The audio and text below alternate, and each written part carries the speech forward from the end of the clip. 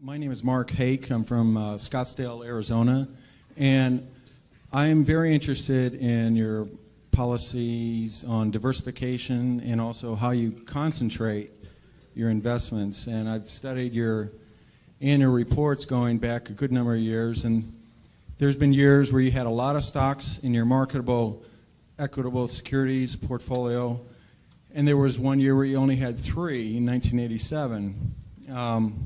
So I have 2 questions. Given the number of stocks that you have in the portfolio now, what does that imply about your view of the market in terms of, is it fairly valued, that kind of idea? And second of all, it seems that whenever you take a new investment, you never take less than about 5% and never more than about 10% of the total portfolio with that new position.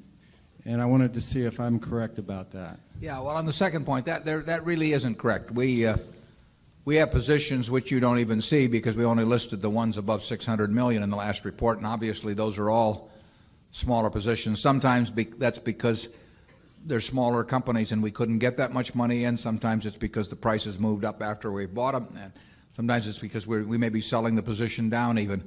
But so there's nothing magic. We like to put a lot of money in things that we feel strongly about, and that gets back to the diversification question. We think diversification is, as practiced generally, makes very little sense for anyone that knows what they're doing.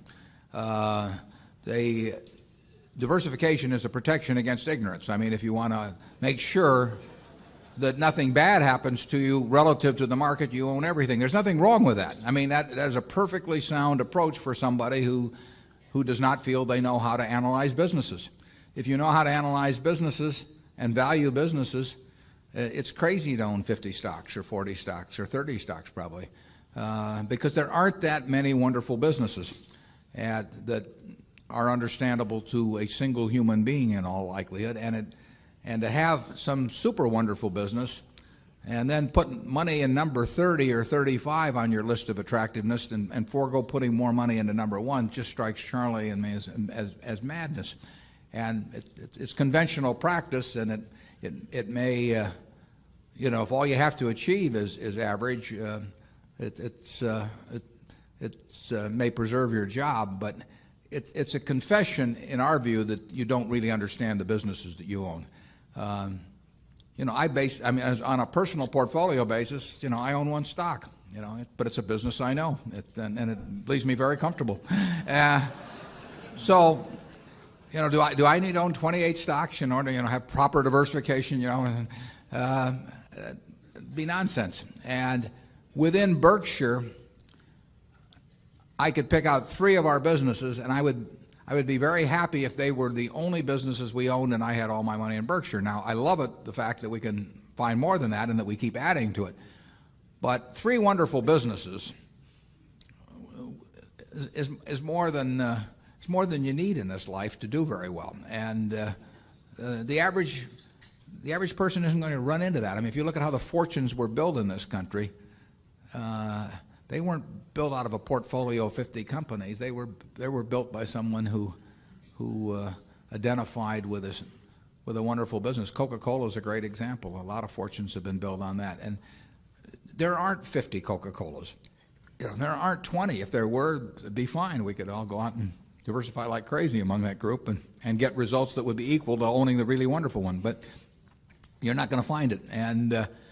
And the truth is, you don't need it. I mean, if you have a really wonderful business, is very well protected against the vicissitudes of the economy over time and competition. I mean, we're talking about businesses that are resistant to effective competition, and 3 of those will be better than 100 average businesses, and they'll be safer, incidentally. I mean, there is less risk in owning 3 easy-to-identify wonderful businesses than there is in owning 50 well-known big businesses. And it's amazing what has been taught over the years in finance classes about that. But I can assure you that I would rather pick if I had to bet the next 30 years on the fortunes of my family that would be dependent upon the income from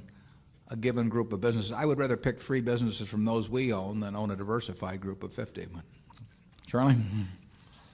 Yeah, what he's saying is that much of what is taught in modern corporate finance courses is twaddle.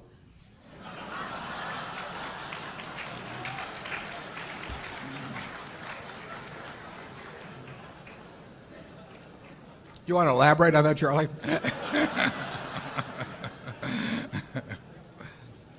You cannot believe this stuff. I mean, it's modern portfolio theory, and yeah, it has no utility. But I mean, it will tell you how to do average, but I think anybody can figure out how to do average in 5th grade. I mean, it's just not that difficult, and it's elaborate, and there's lots of little Greek letters and all kinds of things to make you feel that you're in the big leagues. But there is no value added. I have great difficulty with it because I am something of a student of dementia, and I have.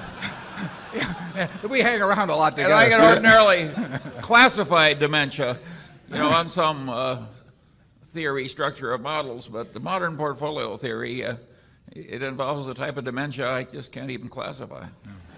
Something very strange is going on. Yeah. If you find 3 wonderful businesses in your life, you'll get very rich, and if you understand them, bad things aren't going to happen to those 3. I mean, that's the characteristic of it. By the way, maybe that's the reason there's so much dementia. If you believe what Warren said, you could teach the whole course in about a week. Yeah.